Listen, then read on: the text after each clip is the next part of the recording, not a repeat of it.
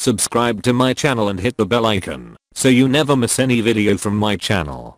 Yo, on LCameraTV, make sure you like, subscribe, make sure you share all cool things like Facebook and Reddit and Instagram and wherever else. And guys, don't forget to turn your notifications on because I never want y'all to miss my videos.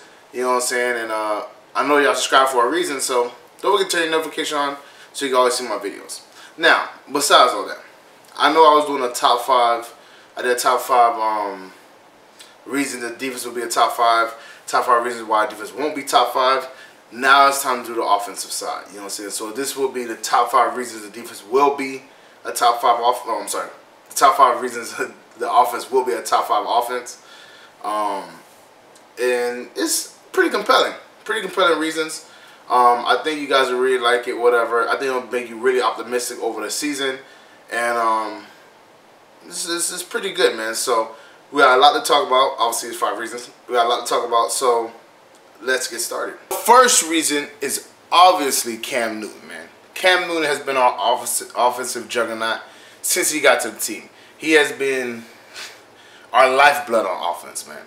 So our offense basically goes as he goes. So, you know, if he's dominant, which I think he will be, you know what I'm saying, his scrambling is dominant, his passing is dominant. I mean, just look at the 2015 season, man. He played amazing, and obviously we had, you know, the best offense in the league. So Cam Newton, obviously, and it starts and ends with the quarterback, man. That's how, you know, offenses run, through the quarterback. If your quarterback is not playing well, there's no way you're going to have a top 5 offense. So Cam Newton is the lifeblood of our offense. He carries our offense. He's dynamic in the run game and in the passing game. And when he's on his stuff, he is on his stuff, man. And he can be deadly. He can be, you know, accurate. He can be, you know, just dynamic, man. It's, you know, he's flipping into the end zone. He's doing all types of crazy stuff. So if Cam Newton is on his game, man, if he's really, you know, focused and locked in, we definitely can have a top 5 offense, man. Because Cam Newton, like I said, he's a force multiplier. I know some people said, you know, who will be the LeBron James of the game, whatever. And a lot of people say it's Cam just because his size, his speed, his athleticism. He's like nothing we've ever seen before. And like I said, man, he's carried our offense a lot of times. Like you can say he's the LeBron James of offenses because he carried our offense a bunch of times. He had, you know, bad receivers. He had a makeshift line. He had, you know, not dominant running game, and he still made it happen, man. So Cam Newton, as long as Cam Newton is upright, healthy, and playing his game and being, you know, locked in, we could definitely have a top 5 offense, man. Because Cam Newton, like I said, is a game changer. All right, he's definitely a game changer. The other reason why we can have a top 5 offense is because we ditched the 0 and got with a hero, man. And when I say that, I mean we ditched Mike Shula, who, to be honest with you, was not that good, man. And everybody's gonna be like, oh, you know, he was the offensive coordinator the year, you know, we had the best offense and all that stuff and went to the Super Bowl. Yeah, he was. But like I say, it's very telling on, you know, that season, even though it was an amazing season, offense did great and defense did great. The defensive coordinator got a head coaching job. The offensive coordinator did not. And that speaks volumes, you know what I'm saying? That shows that teams weren't like wowed by his offensive play calling. They weren't wowed by his play selection. And, you know, that's why he's still offensive coordinator now. Because if you look at the defensive side, we already got like 2 head coaches from, you know, as defensive coordinators. We had Steve Wilkes became a head coach for Arizona, and Sean McDermott became the head coach for the Buffalo Bills. Whereas Mike Shula has been an offensive coordinator the whole time and hasn't really. And then the last 2 years, his offense definitely took a dip, and Cam regressed, which a lot of people will attribute to Mike Shula because as a, you know, offensive coordinator and he was our former QB coach too. You know, you expect him to put Cam in the best position to win, and doesn't seem like from his play calling he did. So we ditched Mike Shula and we got Norv Turner. Some people call Norv Turner the quarterback whisperer, man, because he's taken tons of quarterbacks and you know, obviously Troy Aikman, Drew Brees, you know, Phillip Rivers, the list goes on and on and on, right? Even Teddy Bridgewater recently, and he takes quarterbacks, man, and he helps them just become better versions of themselves, man. You know, he helps them get more accurate. He helps them, you know, go through their progression better. He's, like I said, they call him a quarterback whisperer, man. He does amazing things. Troy Aikman didn't win Super Bowls before him, man. And it's like Norv Turner is a force multiplier, man. If he can really get into, connect with Cam Newton and teach Cam and help Cam hone his skills, listen, man, we'll be a force to reckon with, man. Because as much as Mark Shula was talking to Cam and stuff like that, whatever, I never felt like Cam really raised his game or his level up higher under Mike Shula. I felt like Cam was just doing more of what he usually does. Whereas if Norv can get Cam to be more accurate, stop throwing off his back foot sometimes, because he does. He definitely throws it off his back foot. You know what I'm saying? Especially if he's like anxious or something. And plus in the beginning of the games, sometimes like it takes him a little while to get comfortable. In the beginning of games, he'll throw off his back foot after in the beginning, and then you'll see him start getting comfortable, and he'll start planting his foot, and he'll start throwing correctly and all that stuff, and doing the right things with his mechanics. Or sometimes you'll see his mechanics, be good in the beginning, but once you start getting that pressure on him, that's when his mechanics go out the window. If we can stop that, if Norv Turner can stop that, and get him to rely on his mechanics, and get him to trust, his footwork and everything like that, then Cam will be in for another MVP season, man. Because I truly believe that if Cam could fix his accuracy issues, and his mechanic issues, he can definitely be, probably the best quarterback in the league. I mean, and if anything, top 5 on a consistent basis. So we'll see what happens, man. I think Norv Turner can definitely do that to us. I think he can bring some flavor. Only person Norv Turner, I will probably take over him or like with him or is in that same realm, whatever. In my opinion, is Kyle Shanahan, man. What I seen Kyle Shanahan do for the Atlanta Falcons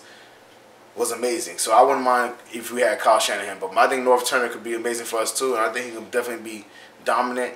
And I think he works for our system too. And I like that, Ron Rivera and Norv have a connection already. Because Ron Rivera used to be Norv's defensive coordinator in San Diego. And now Norv is Ron Rivera's offensive coordinator in Carolina. So I think that matching and pairing is perfect. And I think it could be really good for us. And it definitely could give us a top 5 offense. The third reason our offense could be a top 5 offense next year is because I think our run game is going to be a lot more dominant. Norv Turner, he, scheme for the likes of LaDainian Tomlinson and Darren Sproles and all types of people. Also Dalvin Cook last year. And you know what I'm saying? He did a lot of good stuff, man.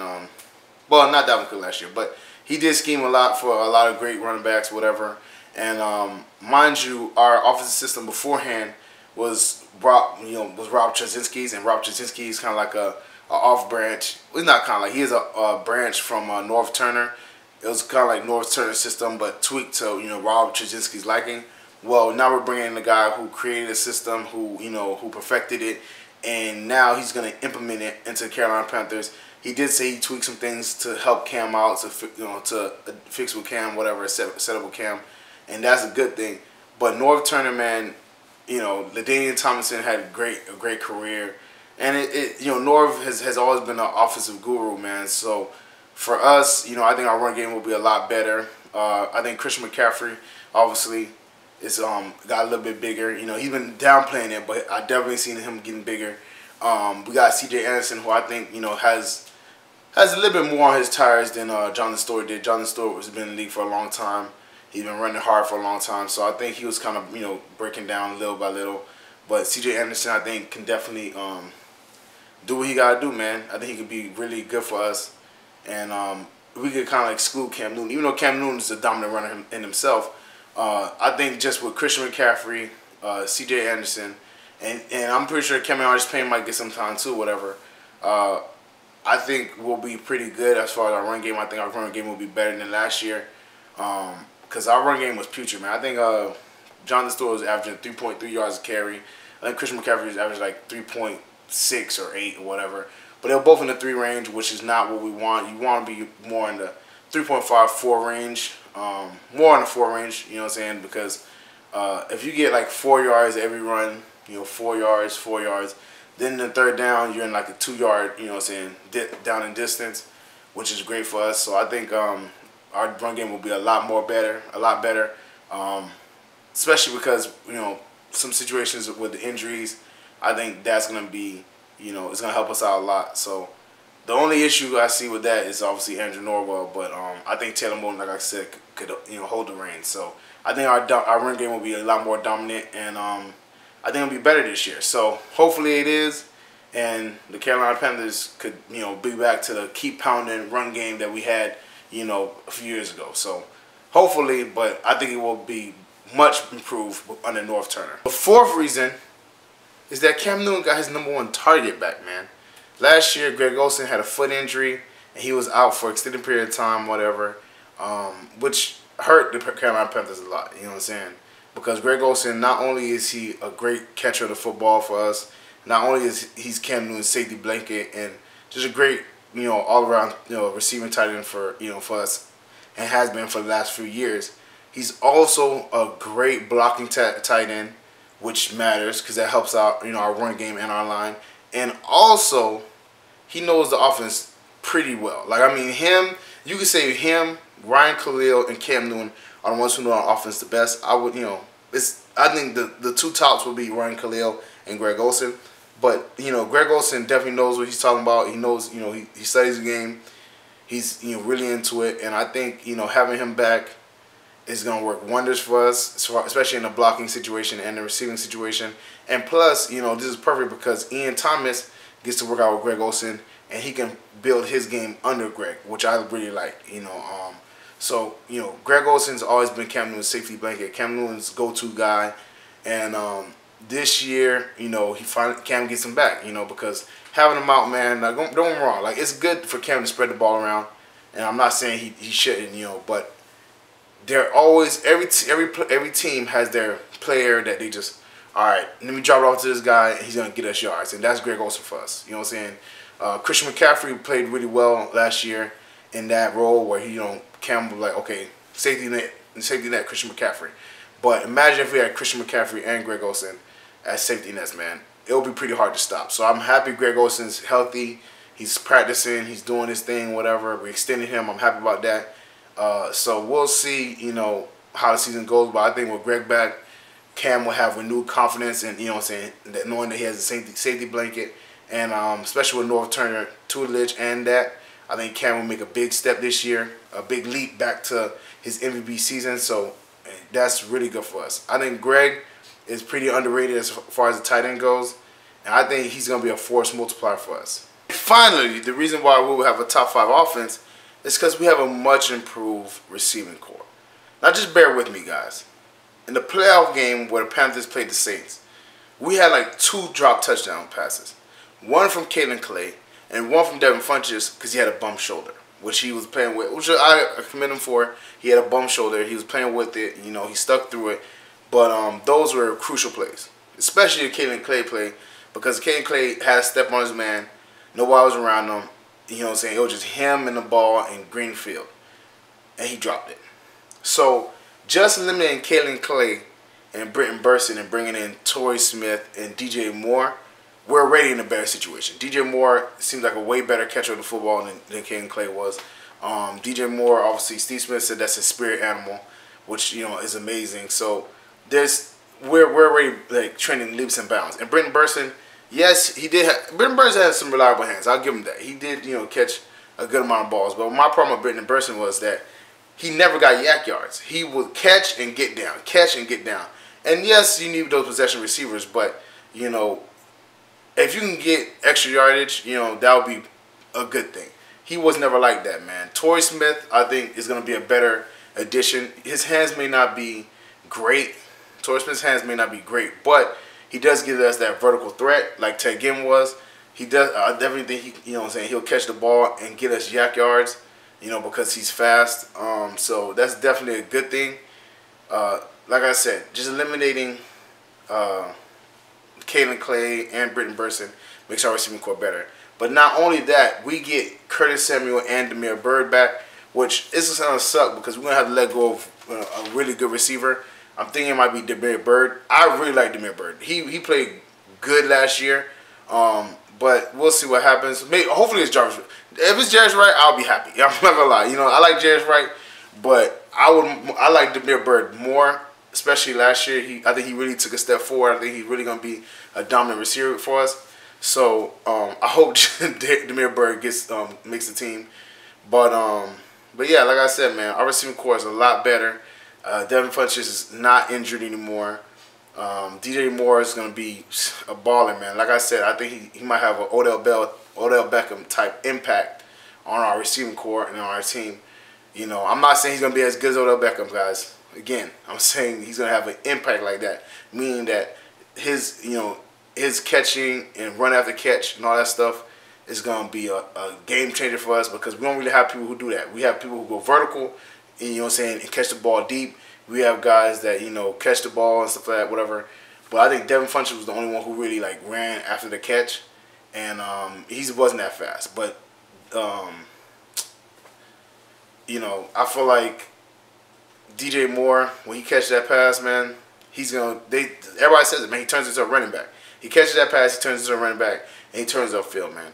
So I really think he'll be a game changer for us, man. And I'm happy we got rid of Kalen Clay and Britton Burson, man. I could not stand them two. I'm just going to be honest with you. Kalen Clay I didn't have that big of an issue with until he dropped a touchdown pass in the end zone. But Britton Burson, I never thought he was a good receiver. Never really cared for the guy. So I'm happy they're gone, and I think our receiving core is much better without them.